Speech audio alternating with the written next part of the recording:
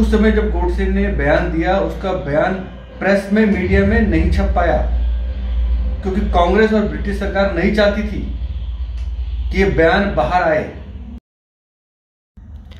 नमस्कार आचार्य जी, हमारे शो में आपका बहुत बहुत स्वागत है। आचार्य जी, आज कई दिनों बाद आपके दर्शन हुए हैं, तो मैंने सोचा आपसे कुछ प्रश्न पूछ लेता हूं जो बहुत दिनों से मेरे मन में भी चल रहे थे और इस देश के मन में भी चल रहे हैं। आचार्य जी, आज पहला सवाल मेरा आपसे ये रहेगा, और बहुत से युवा हैं जो कि आज नाथूराम गोडसे के फ़ैन हो चुके हैं, और गांधी से जो आज का युवा है वो पता नहीं क्यों लेकिन नफरत करता है। आचार्य जी, क्या कारण है आचार्य जी आपके हिसाब से इसका? देखिए, पहला और मुख्य कारण ये है, वो है इंफॉर्मेशन। आपको बता दूं कि जब 1947 में भारत का बंटवारा हुआ तो सबसे ज़्यादा पीड़ा उन लोगों को हुई जिन्होंने माइग्रेशन किया। आज जिसे हम पाकिस्तान कहते हैं, वहाँ के जो हिंदू थे उनका वहाँ रहना बड़ा मुश्किल हो गया, क्योंकि मुस्लिम लीग ने वो सब किया जो मुगल करते आए थे, जो तुर्क लोग करते आए थे, जो पठान लोग करते आए थे। इतिहास में ऐसे कितने अनगिनत महान तो नहीं कहेंगे, बड़े से बड़ा जघन्य नरकांड भी उसमें शर्म से डूब जाए। इतना भयानक इतिहास है विदेशी आक्रमणकारियों का,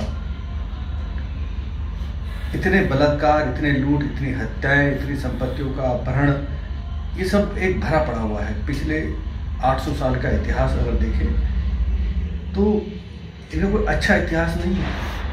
उस अच्छे इतिहास को जो बताते हैं कि ये बहुत गंगा जमुनी तहजीब है, वो सारी तहजीब धरी की धरी रह गई जब भारत का विभाजन हमारे नेताओं ने स्वीकार कर दिया।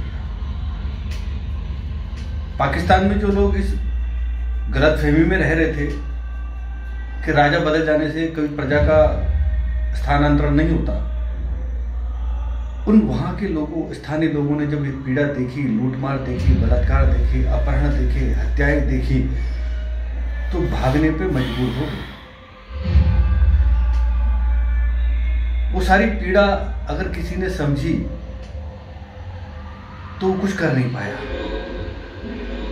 पंडित नाथूराम गोडसे ने गांधी का वध करने का तब निर्णय किया जब गांधी ने 55 करोड़ रुपए पाकिस्तान को दिलवा दिए।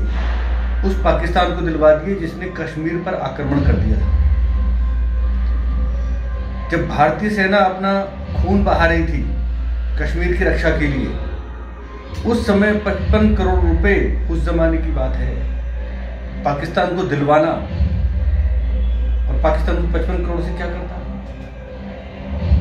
वो युद्ध जो कश्मीर का, हम बहुत जल्दी खाली करा देते पूरे कश्मीर को। तो गांधी जी ने पाकिस्तान को 55 करोड़ रुपए दिलवाए थे। 55 करोड़ रुपए दिलवाए थे, और 1 साल से ज्यादा समय लगा हमें 2/3 कश्मीर मुक्त कराने के लिए। 1/3 आज भी पीओके के रूप में पाकिस्तान के कब्जे में, पाक ऑक्युपाइड कश्मीर। हमारे कम से कम 300 से ऊपर मंदिर आज भी वहां कैद हैं। तो ये सब का जो दोषी है ना, आज इंफॉर्मेशन नहीं है। सोशल मीडिया के द्वारा यूथ को जो इंफॉर्मेशन मिल रही है, तो हर व्यक्ति गांधी को गाली दे रहा है। क्योंकि उस समय जब गोडसे ने बयान दिया, उसका बयान प्रेस में, मीडिया में नहीं छप पाया, क्योंकि कांग्रेस और ब्रिटिश सरकार नहीं चाहती थी कि ये बयान बाहर आए, क्योंकि विभाजन का जो उन्होंने पूरा सिस्टम बना लिया था, बंटवारा करने का भारत का, और भारत में 2 और पाकिस्तान में अलग अलग संविधान बनाने का जो निर्णय कर दिया था, वो सब खत्म हो जाता। प्रिवी काउंसिल ने साफ मना कर दिया था गोडसे का केस लेने से। उन्होंने कहा कि अभी 3 महीने बाद सुप्रीम कोर्ट बनने वाला है, तो केस खारिज कर दिया गया। और हुआ भी यही, संविधान सभा के द्वारा फिर गोडसे की फांसी के 15 नवंबर को फांसी हुई थी, 15 दिसंबर, और फिर 15 जनवरी, यानी 2 महीने 6-7 दिन बाद और 10 दिन बाद भारत का संविधान लागू हो गया। और एक जो विभाजन की जो कृत्रिम आर्टिफिशियल लाइन थी, जो बॉर्डर हम तोड़ सकते थे, भारत को अखंड कर सकते थे, उसमें परमानेंट मोहर लग गई। क्योंकि गोडसे ने केवल गांधी को मारने का विचार नहीं था, जबकि एक बहुत बड़ी योजना थी। पूरी की पूरी संविधान सभा के लोगों की हत्याएं करने का भी उस वक्त प्लान बन चुका था, क्योंकि केवल जानते थे कि केवल गांधी को मारने से समस्या समाप्त नहीं होगी। समस्या की जड़ें वो लोग हैं जो भारत के विभाजन को स्वीकार कर चुके हैं और उस खंडित भारत में ऐसा संविधान बनाना चाहते हैं जो पूरी तरह से ब्रिटेन के उपनिवेश के रूप में कार्य करेगा। भारत को संप्रभुता, स्वावलंबन की स्थिति में लाने वाला संविधान नहीं था। इसलिए संविधान सभा को खत्म करना बहुत जरूरी था। और जो गवाहियां हुई मर्डर केस में, उसमें आपको बता दूं कि मदन मालवीय जी के बड़े बेटे थे गोविंद मालवीय जी, उनकी भी गवाही हुई है। हैदराबाद के एक दादाजी महाराज थे, बहुत अच्छे संत रहे, वो और नाथूराम गोडसे, जिनको गोडसे के साथ फांसी हुई थी, जो अग्रणी अखबार के प्रबंध संपादक भी थे और औरंगाबाद के अंदर राइफल क्लब के भी संचालक थे। हिंदुओं को मिलिट्री ट्रेनिंग देना उनका काम था। उस व्यक्ति के साथ दादाजी महाराज गोविंद मालवीय जी से मिले थे। उनकी बहुत बड़ी योजनाएं थी, हथियार खरीदने की, मशीनें खरीदने की, ताकि आधुनिक हथियारों से हम पाकिस्तान बनने के सारे मंसूबों को हम समाप्त कर सकें। परंतु वो सारी गवाहियां बस कोर्ट के फाइलों के में दब के रह गई हैं। आज यूथ धीरे धीरे जान रहा है कि गोडसे ने अपने लिए कुछ नहीं किया, जो कुछ किया देश के हित के लिए किया। अगर गांधी की नीति चलती तो केवल हमारे पास केवल पुलिस थी उस समय, आर्मी हमारी ब्रिटेन की आर्मी को ही हमने अडॉप्ट किया, पर धीरे धीरे नेहरू उस आर्मी को खत्म करना चाहते थे, क्योंकि गांधी जी चाहते थे। अब सोचिए, कल्पना करके, बिना आर्मी के भारत क्या सुरक्षित रहता? विदेशी लोग इसे खा चुके होते। भारत जिसे हम हिंदू देश कहते हैं, हिंदू राष्ट्र कहते हैं, ये समाप्त हो चुका होता, नक्शे से मिट चुका होता, अगर गांधी का वध नहीं होता तो। गांधी के वध के साथ गांधी की विचारधारा भी चली गई थी। जब चीन ने हम पर युद्ध किया, तब हमने अपनी आर्मी को मजबूत करना शुरू कर दिया, और आज हम एक सशक्त आर्मी वाले एक बहुत बड़ा देश है हमारा। हम रोजाना अपनी सेना को और बढ़ाते जा रहे हैं। तो ये सब गांधीवादी नीति का परिणाम नहीं है। देश समझ रहा है ये गोडसे की नीति है, सावरकर की नीति है।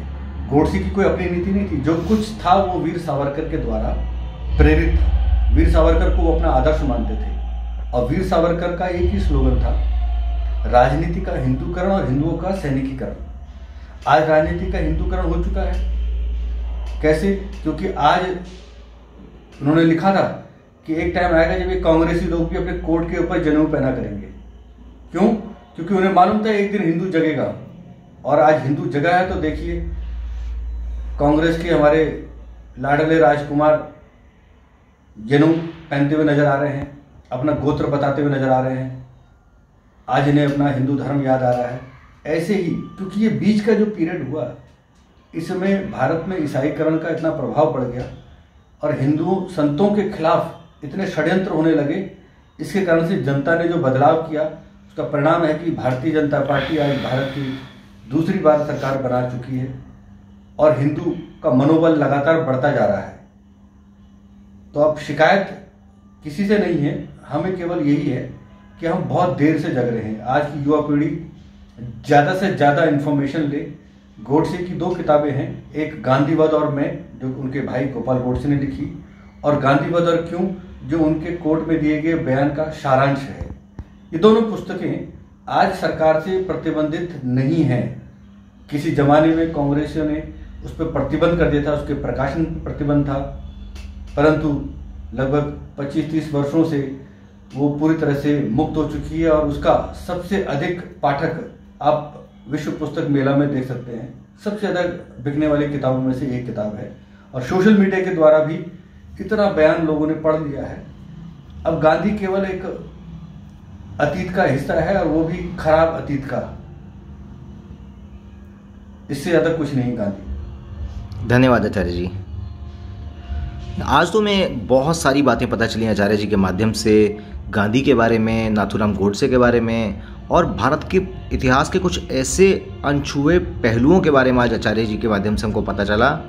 आप लोग कमेंट्स में इसके बारे में ज़रूर लिखें, आचार्य जी से किन विषयों पर आप चाहते हैं कि आचार्य जी किन विषयों पर बात करें। हम आचार्य जी से रिक्वेस्ट करेंगे वो अगली बार फिर से हमारे शो में आएँ और भारत के इतिहास की कुछ ऐसी बातें हमारे साथ शेयर करेंगे, अध्यात्म पर, धर्म पर, देश पर, ऐसे तमाम विषयों पर आचार्य जी हमारे साथ कुछ ऐसी बातें शेयर करेंगे जो हमारे चैनल के मेंबर्स के लिए तो वो वीडियोस एब्सोल्युटली फ्री हैं। तो आप इन वीडियोस को शेयर भी कीजिए इंस्टाग्राम और व्हाट्सएप पर। We will highly appreciate this. Thank you. Jai Hind, Vande Mataram.